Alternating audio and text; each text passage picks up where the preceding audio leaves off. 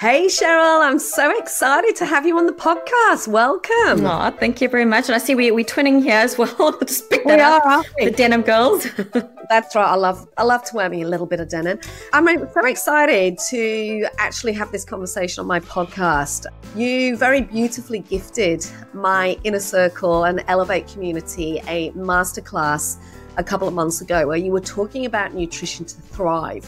And this audience are all amazing female business owners, former corporates, and everything that you talked about, the amount of aha moments and the gifts that you share resonated so much. I went, oh my gosh, there's got to be more women out there that need to hear this message. So thank you for trusting my crazy and saying yes to being on the podcast. I'm so excited to share this. So, well, you're so passionate about elevated wellness and the importance of taking a much more integrative approach to health practices. But you've not always been in that space. And this is what I find so fascinating about your story. You're an ex-banker that has moved and transitioned into this space of wellness. Can you share with the audience, the people listening here, what made you make that shift? What was the turning point for you in terms of changing your career from being a banker to working in this wellness space? I guess to kind of cut a long story short, I've always been very interested in health and well-being, but on reflection, it wasn't very healthy. The way I approached my life, the way I approached health was not very healthy. And I would never have questioned my approach to that had I not had a very tragic experience when I was pregnant with my daughter. One of my best friends who was living here in Australia with me was diagnosed with bowel cancer when I was 6 months pregnant. And her and we shared this passion for health, always the ones getting up early, exercising, choosing the salads, not indulging, all of that kind of stuff. And, that really shook me. I was bringing a new life into the world and watching someone very, very close to me pass. And she unfortunately did pass when my daughter was 6 weeks old. And that really just had this narrative going on in my head around, do I actually even understand what it means to be healthy? How do I know that what I'm choosing to eat is nourishing me? It just didn't feel right that these sorts of things were just left to fate. So I had this constant thought going on in my head. And then when I was on maternity leave with my son, I started doing some studying around integrative nutrition, and that really just lit a fire in me. I was like, wow, there's this whole world, and it's not just the food you put on your plate. It's not just the exercise. There's the emotional side of things. There's stress. There's all of this stuff that kind of helped me start to connect the dots around my friend, and also just started to allow me to feel empowered versus fearful around driving the outcomes for myself and my family. So I was obviously bitten by the bug, and I started to do some more training, and I did the integrative health practitioner certification, and then started doing this part-time whilst working at Westpac, and slowly but surely realizing that my true passion and purpose was linked to helping people understand what was driving them and helping them to step into what, you've described as elevated wellness. And what does, in your mind, elevated wellness mean? If you had to define it, what is elevated wellness? Is it just exercise? Is it just eating healthily? What is it? So it's more the feeling. So the way I describe wellness is having the energy, the motivation, the zest for life to engage in the things that really drive you. I think so many people are tolerating or kind of showing up, but just feeling a little bit dull. Elevated wellness is really being fully engaged in life in the things that really fill your cup. Yes, it's more than exercise. It's so much of it is mindset. It's your emotional health, the way you manage your stress, your sleep. So it really is that whole holistic picture. And what I loved about the session that you ran for my Elevate in the Inner Circle community, we were talking specifically about perimenopause and menopause. And the audience in there, very accomplished women, many of them, 40 plus, they've had incredible corporate careers, Many of them now are building their own practices, or they're shifting into what that next season of their professional life means. And I remember you asking the question, I think we had to rank ourselves based on whatever's going on. And what's fascinating for me is there's so many changes that go on for us as women that nobody ever educates us on. And we think we have the solution because it's what we did in our 20s, but it just doesn't seem to work. And whether it's brain fog, whether it's that, extra weight that you can't shift, whether it's a lack of energy, whether it's not being able to sleep. But fundamentally, if we can't get over this, it's actually really hard to operate in our businesses. So I'm curious, what are you noticing out there at the moment when it comes to women at that stage of life that are executives or are running their businesses? What are you hearing as their biggest challenges? So from the ability to show up at work, I think the issue around not feeling as cognitively switched on, the concept of brain fog, which is just kind of collection of symptoms around cognitive function, being able to retrieve words, really just holding your own as you would as a senior person in an organization. So there is that side of things. And alongside that is the anxiety that comes up with starting to lack confidence, starting to question your place, around the table because you don't feel like you're as able to show up in your role. So there's that side of things. And physically, I think what really, like the catch for most women, I wouldn't say it's everyone, but for most women is exactly as you've just shared. It's this shift in body composition. So there's more belly fat. It's like, wow, where did this come from? This never used to be here. What is this? And, so that's like a physical standpoint. And then the sleep. So those would kind of be the three that are like the biggest pain points that women come to me with. And those are the things that we work on. And they're all related. They're all very related.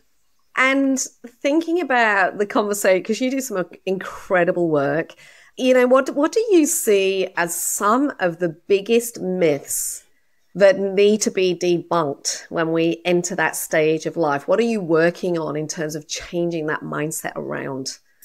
So I think the biggest mindset shift is that we've got to flog our bodies into compliance. The more we flog our bodies into compliance by restricting more or over-exercising, the more it's going to do the exact opposite. It's like dealing with a rebel. You have to work with it. You have to work with your body. And the starting point is understanding how your rebellious new body is functioning.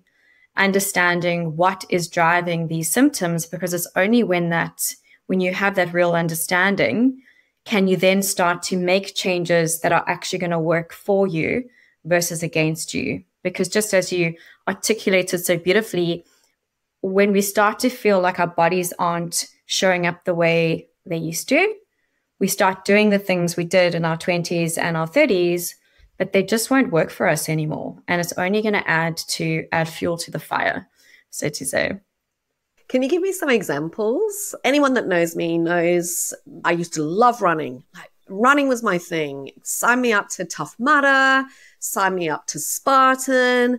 If you've been following me on the socials, you'll see my crazy daughter sign me up to High Rocks recently, which nearly killed me. But essentially my exercise routine has always been one of go hard, the cardio. And if I'm not sweating and I'm not out of breath, it's not working.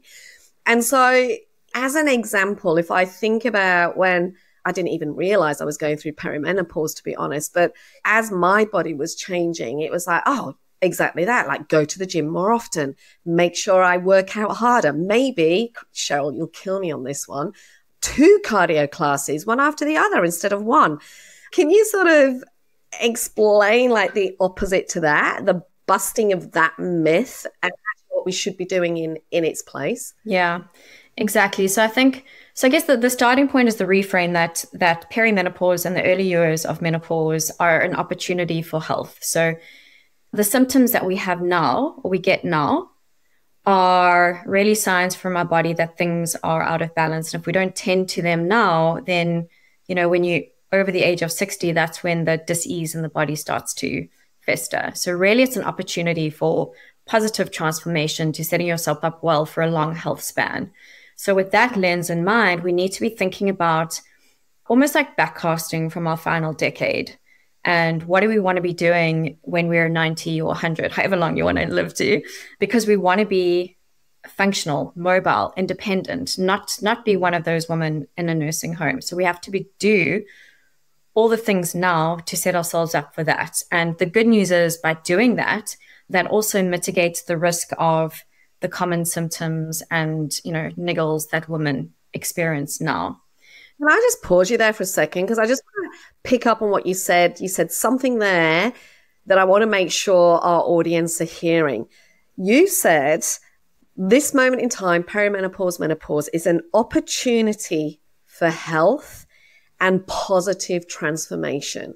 Like, that's just an awesome reframe in itself, because everything we're reading is like, oh, woe is me, worst time ever, this is going to be rubbish. What you're actually saying is, no, this is a signal that your body is sending you that you can either choose to listen to prepare yourself for a happy, healthy future, or ignore it. Beautifully said. I love that. Yeah, because I think we get so cross with our bodies for not complying. But how can our bodies comply when we're not giving it the inputs that are actually going to help it to thrive? So that's really the reframe. It's like, okay, so what does my body need? And the starting point is understanding what the hormonal changes are actually causing from a body function perspective. And then, that's kind of where to move forward from. So just kind of looping back to your question around exercise. So what you're talking about there is doing exercise that puts you into this, what I call the gray zone. It's like this moderate intensity exercise that just ramps up cortisol and then can actually exacerbate belly fat. So when we're training in perimenopause, menopause, post-menopause, it's all about this polarity of training. So you want to do some sprints, but not like an F45 session, which I know you love, but like really hitting it hard, but doing shorter sessions. So you do, a few rounds of like 30-second sprints, 30-second rest, that kind of thing. But it's not a 45-minute class or a 10K run all the time. Like, I like to use the word I've stolen from Dr. Stacey Sims, a soul food. So if you love the F45 classes, or you love your 10K runs, do them, but that's like the sprinkling on top, because we need to be thinking about, well, what are the types of exercise that we need to do to allow us to remain functionally mobile as we age, and we lose power and speed, and we lose strength, and our bones weaken. And so that's kind of how we need to structure up our training. I ran a 90-minute masterclass for an organization all on this movement. So it can feel a little bit overwhelming, but I think if you just start to understand, we need to make sure we're strong. So it's some strength training.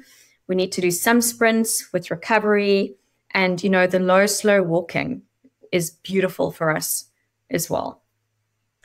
And just to loop back on that, so you're saying strength training, low, slow walking. Can you just reiterate why those things are more important than ever at this moment in time to ensure positive transformation? Why is that shift such an important piece to make? It's hard if you've been training, running marathons, doing Tough Mudders, doing F45s all the time. That shift is the hard. So why is it so important to make that shift? So from an ex-marathon runner, it was very, very hard. So I think what I would recommend all women do is get a bone density scan done, just to get a baseline of your bone density. It's called a DEXA scan. So really what we're thinking about from a positive transformation standpoint is that as our hormones change, we lose muscle mass and we lose bone strength, and we become less sensitive to insulin. So the more muscle we have, that helps us with the regeneration of bone. And we're just making sure that we're not going to suffer from sarcopenia, which is this muscle loss that both men and women start to suffer from if they're not working on it from the age of 30. So we all start to lose our muscle mass, but women more so, because we're losing the estrogen and testosterone. So that's kind of the strength side of things. And it's a metabolic organ, our muscle. So the more muscle we have, the more it's going to eat up the glucose, the more we're going to be able to, eat more of those carbohydrates, because our muscles actually need carbohydrates and protein to grow. So like when you're refueling after, your beautiful strength training session, you need some carbs, some good quality carbs and protein. So that's the strength side of things. And then we lose our fast twitch muscle fibers as we age. So, if you think about an elderly person, generally people will imagine, somebody shuffling, walking very slowly up the stairs. So if we're not actively working on our cardiorespiratory fitness and stimulating our fast twitch muscle fibers through speed and power work, we're just going to become very slow. And then it makes it more difficult for us to not end up frail and unable to do things independently. The other thing that you were sharing on the back of this was from a nutrition perspective, because I think there's many people listening to the podcast that are building businesses, that are building legacies, that have very responsible jobs at work. And, there's more work to do. It is that piece that you talk about living a long and happy and healthy life. And I remember you talking specifically about nutrition on this masterclass. And you said something like, and I've heard it twice, but when you said it, it was like, oh my gosh, that's the second time I've heard it. That I'm 53, and it was, as a 53-year-old, you should be eating as much protein as your 18-year-old son. Now, my 18-year-old son clears the fridge, and just the thought of that blew me away. Now, as a 53-year-old too, I grew up in the cocaine chic supermodel era, the Kate Moss, the skinny wave. So again, it's this mindset shift, because for me, it was always about skinny, no carbs, lettuce. Actually, the longer that you can, live on air, essentially, the better. So this was a real head mess for me of actually eat more, Janine, more carbohydrates, more proteins, because that's actually what your body needs. And again, it links to that positive transformation piece. Can you just explain more from your smarts than my, oh my God moment, exactly why it's important that we start rethinking our nutrition? So exactly as you say, so as our hormones start to go on this roller coaster down, we're losing the benefits of our sex hormones that do so much for us. So from a cognitive standpoint, from a muscle health standpoint, from a metabolism standpoint.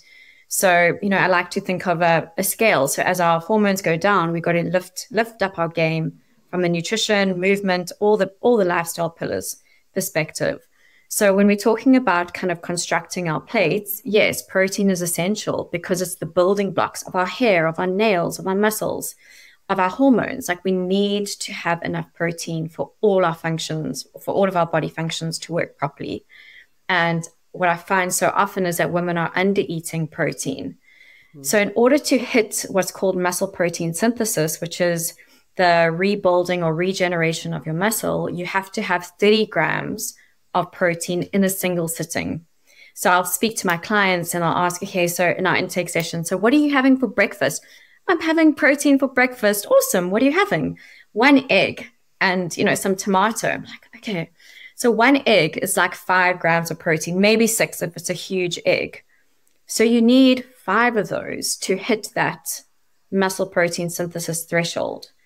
So I think it's just as you say, it's a real mindset shift of, wow, like this is really important. So I need to intentionally make sure that I'm set up to be able to have that amount of protein in my breakfast. So the protein at breakfast also helps from a circadian rhythm standpoint. And we know if our sleep goes pear-shaped, we want to do everything in our power to support our circadian rhythm. So it also helps with cravings through the day. So that first meal of the day, which I think so often women skip, or they have coffee in the morning and that's all they have, and then, maybe eating later, that can very often just ramp up cortisol, ramp up the opportunity for that belly fat just to deposit down because we're not fueling ourselves enough. Because when I explain to women, very often they're exercising in the morning, they're getting the kids ready for school, they're rushing in traffic, all the things. It's a very energy intensive time of their day, but they're not giving their body any substrate to do anything with. So that's why then there's like, oh, wow, I'm exhausted at 2 o'clock, or, I just can't do this anymore. I'm fatigued all the time. And that's because you're not fueling for your energy demands. So that's really that concept around hitting that 30 grams of protein at each meal. But, and that's at a minimum, generally it's around 1.6 grams of protein per kilogram of body weight. So each person can calculate it for themselves. But if you are time poor, just get that 30 grams at each meal, and that you're at least hitting that threshold. What you're talking about essentially is self-love to some extent, because, so many women, I was running a workshop yesterday for a professional services firm, and it was all women in that workshop. And we were talking about this concept of we give so much to our clients, so much to our families. If we're fortunate to have children, as you said, we're running around after our kids. If we haven't got children, some of us all have fur families. Some of us have aging parents we're looking after. Essentially, we are constantly giving. And as I'm just going to keep circling back to this moment of life is this opportunity for health. But it requires you to stop and actually invest the time to give yourself some self-love, to change those habits, to do whatever needs to be done to ensure that you can continue to make the impact that you want to make professionally, personally, and live that long and happy life. And it's almost as you're talking, I'm saying to myself, this is an imperative. This is a non-negotiable. It's a non-negotiable. It's an absolute non-negotiable, because I'm sure people listening to this right now, we're in this fortunate position to make a choice to, do I want to be 70, 80, 90 and still walking without a stick, hopefully kicking like a ball around with my grandchildren, still being able to cognitively add to conversation, or do I want to be bedridden? It's that choice, right, for this next phase of life that people have. Why do you think, because I'm not sure that's the conversation that's happening en masse. I feel like at the moment there's a huge focus on perimenopause and menopause, but it's almost coming at it from a problem place versus an opportunity space. And what I hear you very clear on is the opportunity space. Why do you think we're thinking about it all wrong right now? I think there are, definitely in the people that I follow and, my mentors, this is our language because this is the only thing that we have. But I think you have, like anything in life, you have people who complain and you have people who just get on with things and, make lemonade out of lemons. So I think it's really that mindset shift, and it probably depends on the people who are talking about it as to whether they want to go down the woe is me path, like poor woman, whatever. I love the fact that there is, menopause leave being spoken about, it's at the table. But I'm like, but why do we want women to end up having to take that leave? We need to be on the front foot and actually supporting women to thrive, as opposed to, okay, awesome, I'm joining an organization that's got menopause leave so I can feel like crap. Sorry. That's all right. No, you're allowed to swear on this podcast. So I think that's what you're talking about. That's the conversation, because I think what's happening is, organizations are bringing to the forefront that this hasn't been spoken about, that women have been suffering in silence. So it's trying to bring about that even lens, and it's probably that more dramatic lens on, how women do suffer that's catching the limelight in a lot of these arenas. But, when I'm working with women, and always in my conversation is all about to understand these are the common symptoms, but don't hate your body. These are messages.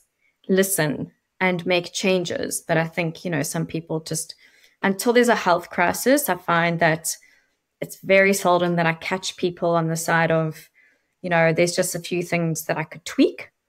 And most people are like, oh, I really feel like crap. Like, help me. And I wish I would catch them before, because then it's so much easier.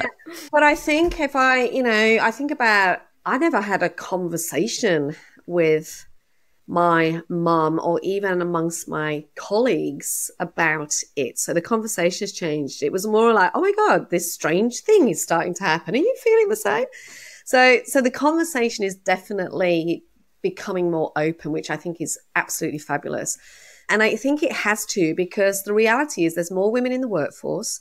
There's more women achieving leadership positions. We've got women in government. We've got women changing the world. We've got women running businesses. For a long time, we didn't have that visibility. So the fact that we now are doing the stuff that we love, or making the impact we want to make, or leaving the legacy we want to leave, there comes that point where, as you said, your body's telling you and giving you some clues as to how you can keep doing that. And that's what I love about your work. It's not about fixing. It's not about solution. It's actually about excellent. Let's make sure that you can continue to be as bloody brilliant and awesome as you already are.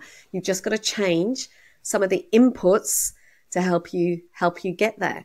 What's your wish when you think about the work that you do, and you open this podcast sharing the story of your friend that essentially was the wake-up call, not even the wake-up call, but the reset around what is well-being? Because I'm thinking I'm doing it all, but my very good friend passed, and yet she was doing it all. Why are you doing what you're doing, Sheryl? What is your wish for the clients that you work with, for the women around the world that are listening to this? What's your wish for them? So it sounds kind of cliched, but that they actually do putting their own oxygen mask on first. We all hear this and we're like, oh, yes, that makes so much sense. You can't pour from an empty cup. But I feel like so often that's empty words. And I see women really suffering, and they're like, oh, no, I can't do that for myself. My child needs me here or needs me there. I'm like, but if you aren't around, you're not going to be around. So my wish really is for women to embody their priority, even if that's even a way to describe it, but for them to really just step into the fact that they have to be number one, because they cannot be anything, or they cannot be who they want to be to all the people in their environment if they are not well in themselves. That is really my wish, because it is the biggest struggle for women. There's so much guilt that's wrapped up in taking an hour for themselves, or spending on them versus the family, or whatever that looks like. There's a lot of guilt, shame, avoidance that I see with my clients. So that is my wish, because when women are well, they step into their fullest potential and everybody wins. Like they just bring, women thriving just bring everybody else up, as you know. Totally agree. So as we wrap up this podcast, I will put in the show notes for those of you listening how to get in touch with Sheryl, how to find out more about what Sheryl does. But I'd love you to give 3 key tips for anyone listening. They might be in their car, they might be walking, they might be listening to this while they're doing something else.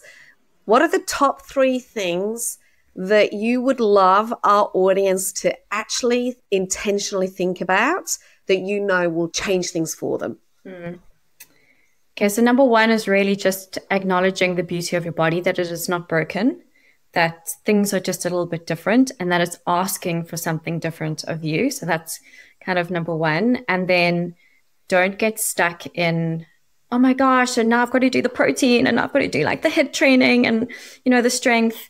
Get out of your head and think about, what are the 2 things that I can do differently starting today, and focus on those for 30, 60 days until it becomes your new habit. Because we get stuck in this kind of analysis paralysis and then don't do anything. The change is going to come from consistently doing things, even if they are small things. When in the class I spoke about, just small, simple changes, and that's how you will bring about big changes. Just focus on 1% better every day, and that is where you will see this compound effect of changes. So, put yourself first, your habits first, choose the 2 things that you want to focus on, whether it's the protein and then finding yourself a gym. Let those be your 2 things. I love that. Much like business, Sheryl, right? It's that simplify, one thing at a time, Consistency. So the final thing is patience as well. Just be patient. Sorry, can I just end on one little thing? I'd really also love the mindset shift to be around thinking about long-term strategies over short-term fixes, because, summer's rolling around. There's going to be challenges like shred the belly in 6 weeks, or, which involves a lot of restriction, perhaps over-exercising. When we do things that are counterintuitive to our bodies at this phase, it's only going to backfire. So really think about and put it through the lens of, does this serve my 90-year-old self? Otherwise, just take it slower, because otherwise, you can mess up your metabolism more, you can cause more inflammation in your system. So just be intentional with, any challenges and things that you're going to be taking on in the lead up into summer. Rather do it slower and make it last. I love that. And I invite everyone to take that last little bit of wisdom. Does this thing support my 90-year-old self? Awesome conversation, Sheryl. Thank you so much. Thanks for having me. I look forward to catching up later. Take care. Bye. Bye.